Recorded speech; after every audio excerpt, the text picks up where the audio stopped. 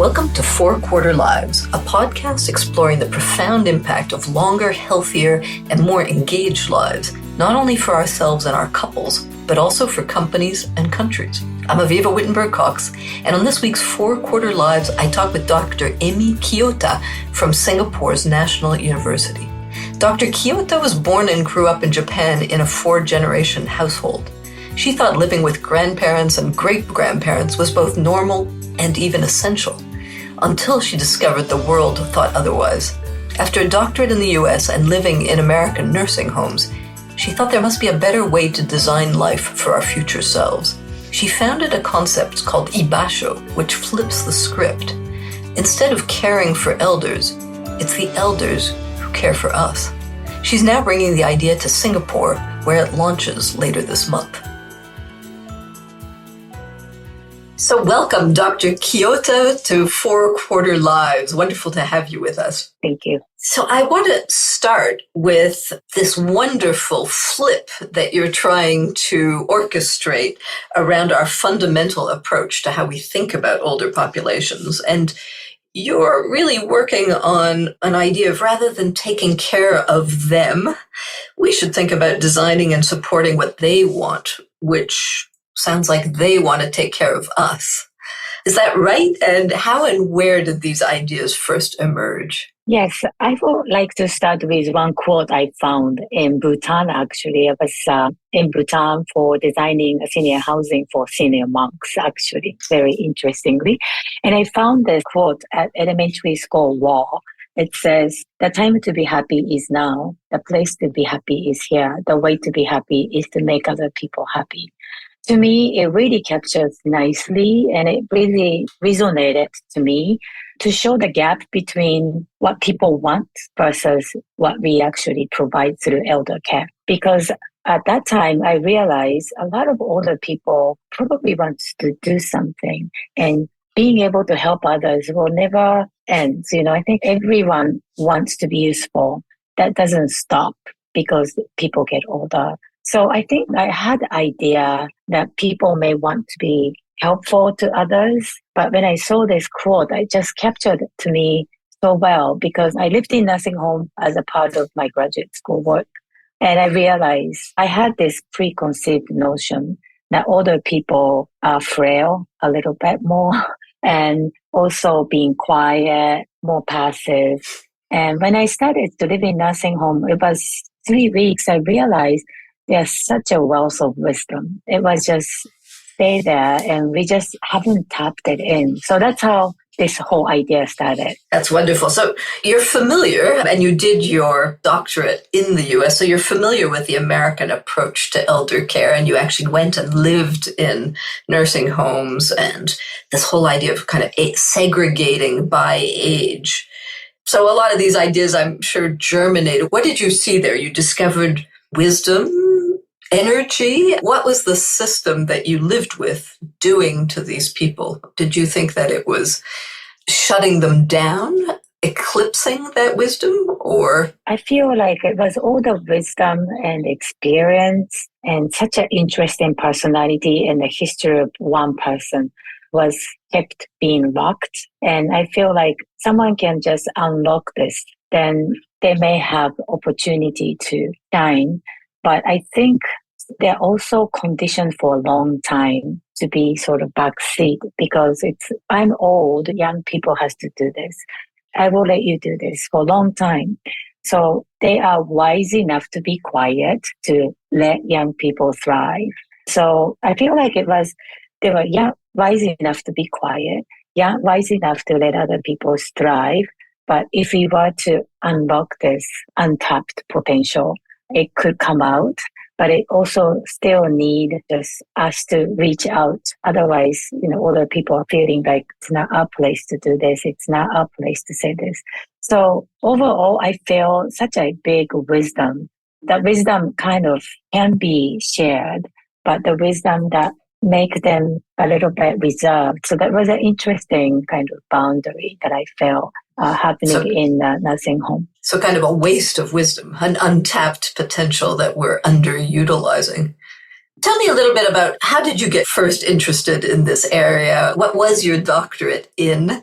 How did you get to the US to do that? Is that where you started? Where were you born? Tell me a little bit about your own backstory and your discovery of this theme. Yeah. So I was born and raised in Japan, and I grew up with 4-generation household. So having grandmother and great grandmother was part of my life. Older people are always around. So one of my mother's side of grandmother started to have memory issues, and she actually packed herself up and just checked herself into a nursing home to avoid being a burden. Wow. And then she started to living a nursing home in Japan. And I visited her a few months later after she checked herself in. It was pretty shocking because I went there and asked where my grandmother's room was and gave my grandma's first name and asked the room number where I can find. No one knew my grandmother's first name. So I just needed to give last name. Oh, that's terrible. They said, okay, this person is in 14B. So after that, she became 14B. That was her identity. And everybody knew about my grandmother's health condition, what she ate in the morning, but no one knew about my grandmother's first name and also what she was like and how she likes to spend her time. So that really made me realize. A completely dehumanizing context. Yeah, because I was not in that business. At that time, I was not in the field of aging. Yep. So to me, it was purely strange. How could this happen? And that was really a changing moment that I had to do something. So next day, I started to look for area to study, and I was not able to find any programming. So I decided to come to the US, and I decided to come to US to study about aging. And I was supposed to come for a couple of years to study horticultural therapy because my grandmother loved gardening.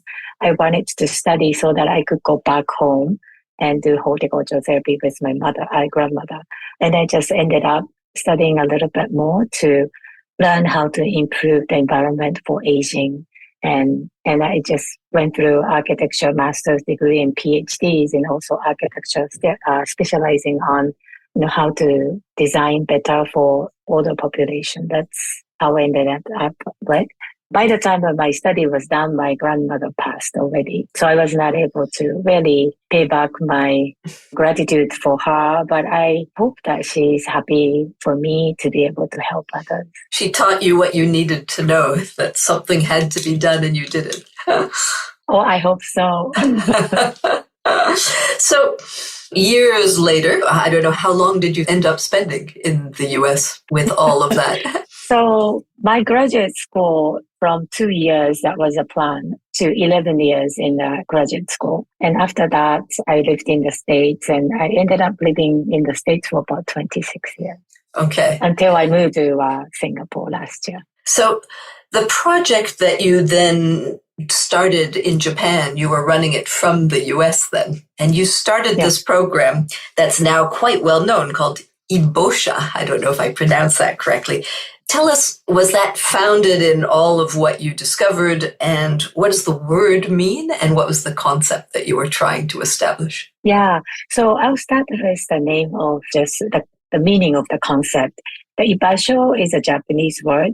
Directly translated means that it's a place where you feel at home being yourself. So it is psychological sort of Ibasho or physical Ibasho, but a place where anyone can have at any moment to just find yourself. That's the meaning of it. And I really wanted to convey the real meaning of that to my work, because I was helping for designing hospitals and nursing homes. At one point, I realized that the place where we are designing, it's somehow people don't want to go there. And why are we keep building this? And why are we keep? What's the answer to that question? Why are we? Why do we keep building? Is this money? Is it financial? Is this a profit motive that keeps us creating these huge systems for older people that they don't seem to want to go to? Yeah, I think it's a complex issue that this long-term care happens. But I feel that long-term care is necessary. but why are we designing the space very institutional? And why are we operating the way that we want how older people should be living in without knowing that much about how they want to live their life? So I'm not really sort of denying the existence of long-term care. Long-term care is necessary, but I think environment and care being very institutionalized, almost like hospital. I mean, a lot of nursing home designs are modeled after a hospital. It's very strange because you can go to acute care, like hospital, to heal, but you have this hope of you are going to be discharged one day. But long-term care, it is not the case. Yet we are designing the space as if it's like a hospital. And I think it is very difficult for anyone to live in hospital for 20 years or, just indefinite time. I don't know why we can't change it fast enough. I think there are a lot of changes happening. I really do like to see more community-based approach so that you can stay in the place where you live for a long time or wherever that you feel like that's where you want to spend the rest of your life in. That could be a regular community where people can stay aging in place rather than uprooting everything from everything you had, the memories and stuff, and then moving into new place. It look like hospital. It is really, it's very strange why we can't change. So is that what Ibasho is? And tell us a little bit about what you built in Japan to counter that particular trend and what's its impact. Yeah. So for me, I tried to redesign nursing home for a long time. I'm still being interested. But at the same time, I was very much interested in supporting for people to aging in place within their community. And having a nice house is not the solution, actually. You want the destination where you come back to home. And we don't have that destination in the community. And the destination where you can meet with your friends and you are expected to be responsible citizen to do something to others. That's coming from my Bhutan's quote, just to make yourself feel happy means that you want to do something useful in the community. You want to be useful in the community. And I really wanted to create that space. So I'm not really replacing nursing home and anything, but really create the place with older person for the program, how they want to live their life and what kind of project that we need to be living in this community and how we want to operate it. Do you want other people to tell us what to do or do we want to operate ourselves? If we do, how can we actually make it self-sustainable? So we are not going to be grant dependent. This is going to be lasting for a long time. And the third one is really how can we create the space itself? Because I think virtual community is great and phone line is okay, but it's nothing like people just physically bump into each other. And that's where new idea comes out. And I really felt like this is the kind of place where people can come and exercise their creativity and do something, work together as a group to maintain their community and create the support system to the younger generation also. So I feel like there are lots of options available for older person to receive care. I feel like there was no space in the program where older people can feel like I go there to do something today so I can sleep better tonight. So that's the kind of place we wanted to create for Ibasho. And so what has emerged? How many people are involved? What kind of activities do they do? How do they give back or nurture their communities? Yeah, I started this Ibasho in Washington, D.C. when I was living there, really thinking that U.S. has issue with social isolation. That's why Ibasho actually idea came in. Yet the first concrete project turned out to be Japan. It's very ironic, but after that tsunami happened, we wanted to do something. Of course, I had wrong approach of, we have to go there and help elders. Yep. And what I found was that they said, I'm so grateful I have a clothes to wear, I have food to eat, I have a house to just live in after this tsunami happened. I would love to be able to thank everyone who helped us out. But Emi, after 1 year of receiving for this long, what I want to do is to do something to others. Can you help me out? So that's really the basis. So we decided to create a cafe where older people can actually serve tea rather than being served. And they'll bring the snack from home and just try to be self-sustainable, because we want older people to have some place with pride. So they can create, actually a nice building that we create together, and it's self-sustainable for last 10 years. So they're not grant depending. So what they did was starting with cafe, and they realized they could do more. So they created the organic farm, and they quickly realized they wanted to sell it to the community members. So they have bi-weekly farmers market, and they realized there is no ramen noodle shop close by. So they created the ramen noodle shop and started to create lunch provider. And then now they are creating a bento box, and they deliver it to the older people living by themselves. So it's quite interesting. So the core member is about 30 people normally. The 30 people changes over time. But I think it's about 70,000 people came into the Ibasho house where older people created and keep running it. And where is this in Japan? And is there only one location, or has this spread to other locations in the country? There's only one we have created. Yes. Okay. It's right after that. So it was tsunami affected area. So it's up north in Japan. So then you were invited by some other countries to reproduce that model in also after a catastrophe. Can you share a little bit? Where did that then spread to? Yeah. So when we started, when we completed this Ibasho house in Japan, we were invited by HelpAge International when the Philippines had the Hurricane Yolanda happen, because they heard about the Ibasho and we wanted to do something. So I was talking to our elders, and a group of elders wanted to help us out. So they raised funds. And then they decided to come with me to Philippines. So they helped them out to set up the Ibasho in Philippines. And then we have done study and published this. So Ibasho, we created a research team to measure the social capital, and we published it through the World Bank. And at that time, we published methodology, the research finding. And when the Nepal earthquake happened, surprisingly, there was a young social entrepreneur read my World Bank report, which is very surprisingly. She just those things do get out there. Yes. And she called me up after the earthquake, said, "This is what we need in Nepal. Can you please come and help?" And at that time, we had no money. We just raised funds and talked to everyone and just tried to make a small project in Nepal. So those grew, did they reach a certain size? They were hit, I think, and were not able to continue through the pandemic. Is that right? Yeah. Nepal and Philippines, but Japan was okay. Yeah.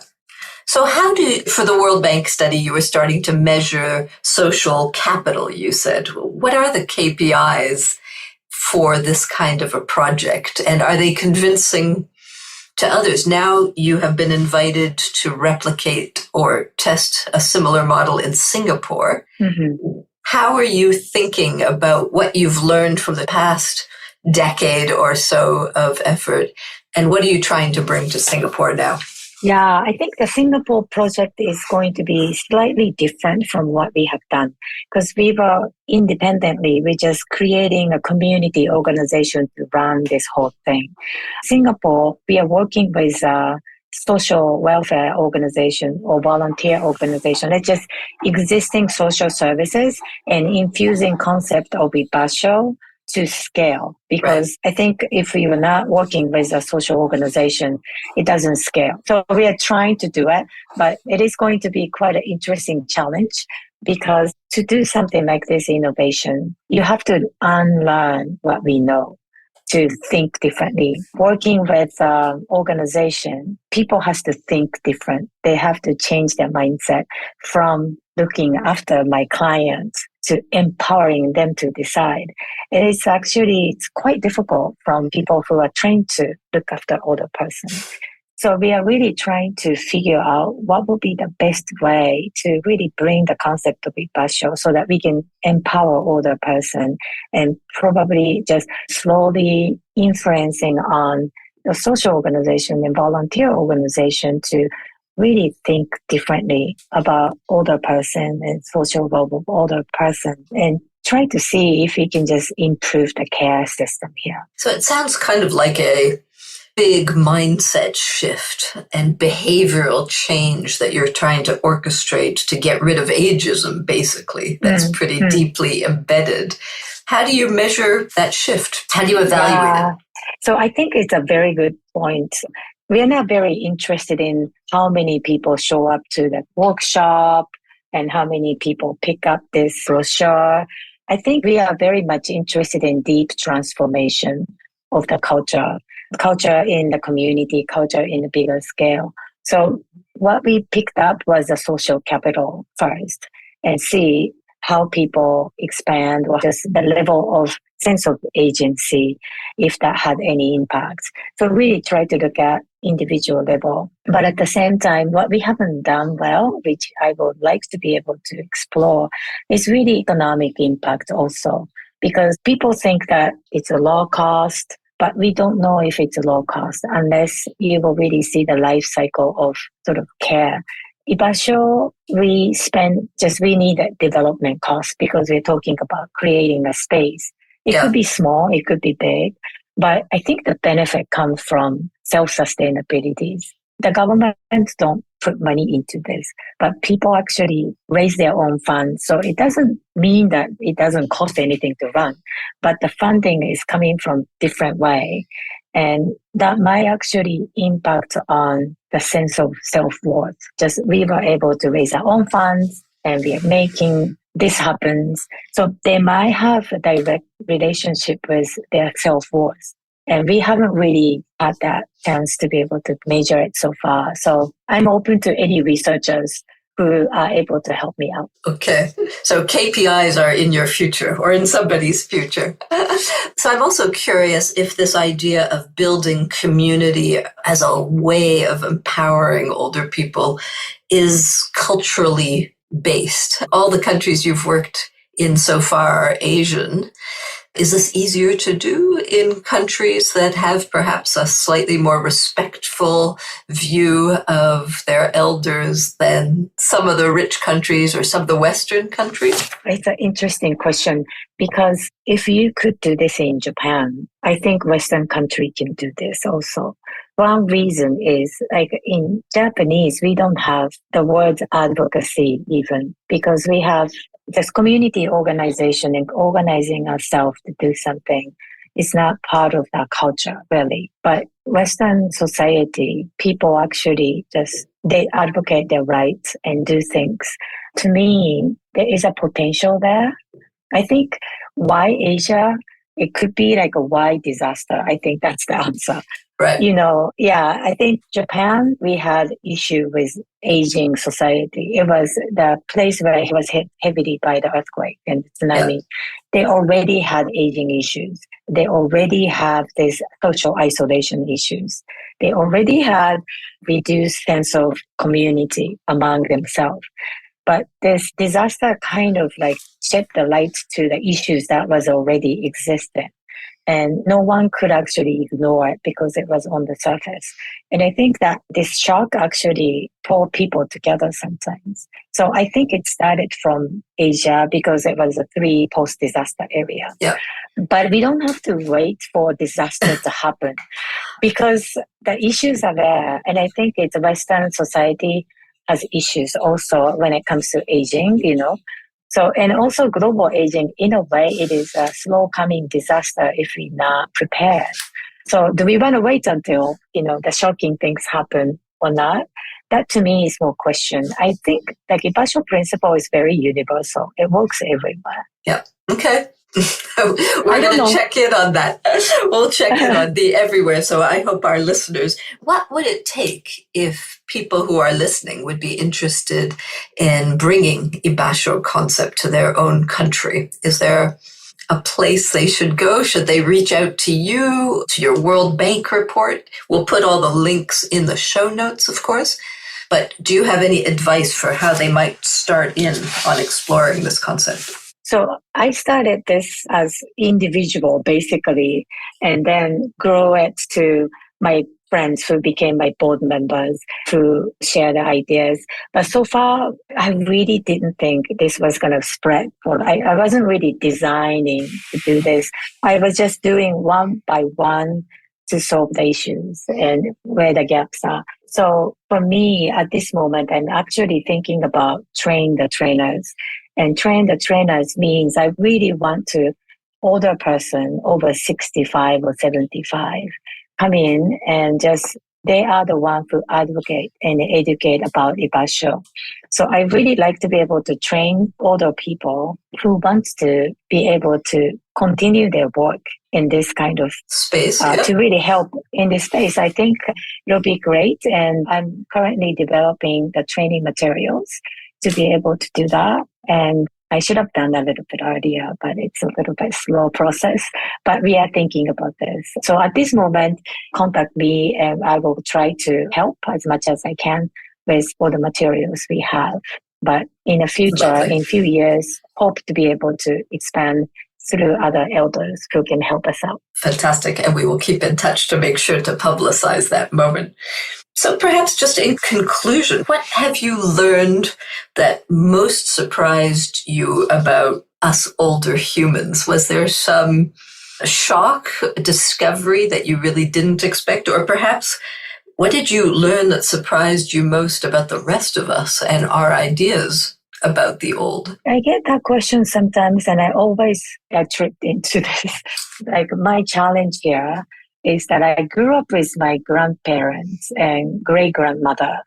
I just never thought them as like older person. They were my friend and they were my teacher and they had longer life experience who could always make everything okay for me. So like working with older people, like outside of my family realm, I always see that older person just same as my grandparents. Yeah, I just don't see them as older person that much. I think one surprising thing is that when you really look into the eyes of older person, the skin color, the language, and the different type of culture background that they live in, it doesn't actually make any difference. Its spirit is in the eyes. I feel like people always ask me, what are the cultural differences for older person? When I see grandmother's eyes in Africa, I see the same sparkle just that I saw in my grandmother. And I really hope, but surprising thing is more to us how we perceive older person. Yeah. I think how society perceive older person. Why are we singling them out as older person? It doesn't matter to me. They are resources. They are someone who has experience, make our life okay. But society doesn't recognize it. To me, that's most surprising thing. Yep. So you grew up with what you considered to be a normal situation and then discovered that the rest of the world doesn't treat its old in anything like the same way and that we're losing the gift of this. So you know that this podcast is called 4 Quarter Lives. And so I've always been interested in the adult development phases of each quarter. And so this last quarter that you're talking about, the 4th quarter, which is roughly the 75 to 100 years, what do you dream of in the future that we could use this period of life for? You're saying that these older people would love to give back, that they have so much to give, and that in your own personal case, they made you feel better. Do you think this older community is ripe to make us all feel better in some way that we're not yet tapping into? Yeah, I really hope when I get to 75, people will call me with my first name rather than call me auntie or grandma if they can. So I'd like to be able to see individual relationship to be celebrated rather than young and old relationship. I think intergenerational bonding, the concept is great. But each time I hear younger persons and older person should learn from each other, I feel like, can we just make it as friends, just more normal? And I really hope that, when I get 75 myself, I hope to be able to have many friends who are in the different age group. And we all call each other with first name basis. That will be my dream when I get to 75. And Amen. Yeah. Perfect. Emi, on those how words, I can contribute will probably be different. Absolutely. And on those words, we will thank you and watch with great interest what you develop in Singapore and look forward to sharing how that spreads and how you can train others to follow in your footsteps. But thank you very, very much for sharing the gift of Ibasho with us all today. Thank you. To our fourth quarters. For more thinking about the impact of our four-quarter lives, you can read my column at Forbes and subscribe to my Elderberries newsletter on Substack. Let's design lives that aren't just longer, but better.